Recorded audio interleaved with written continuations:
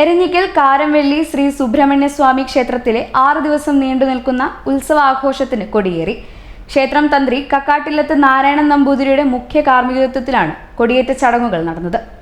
എരഞ്ഞിക്കൽ കാരംവെള്ളി ശ്രീ സുബ്രഹ്മണ്യ സ്വാമി ക്ഷേത്രത്തിലെ നവീകരണ കലശവും ധ്വജപ്രതിഷ്ഠയും പൂർത്തിയായ ശേഷമാണ് 6 ദിവസത്തെ ഉത്സവത്തിന് കൊടിയേറിയത്.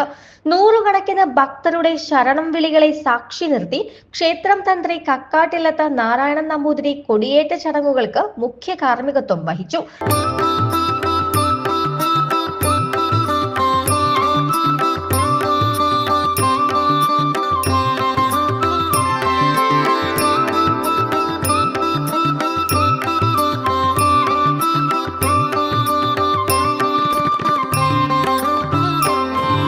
सुब्रह्मण्यं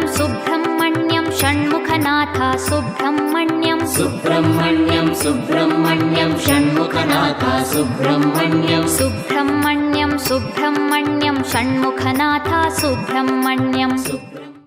മേൽശാന്തി പുതുമന ശ്രീജിത്ത് നമ്പൂതിരി, ക്ഷേത്ര committee president K Viswanathakkurup, secretary P Jayan, ക്ഷേത്ര പുനരുദ്ധാരണ committee chairman K A Jayachandran, general convener C K Suresh Kumar, മാതൃസമിതി president T Santha, secretary Indira Mohan എന്നിവർ നേതൃത്വം നൽകി. പ്രത്യേക പൂജകളും വഴിപാടുകളും ഉണ്ടായിരുന്നു. തുടർന്ന് വിവിധ കലാപരിപാടികൾ അരങ്ങേറി.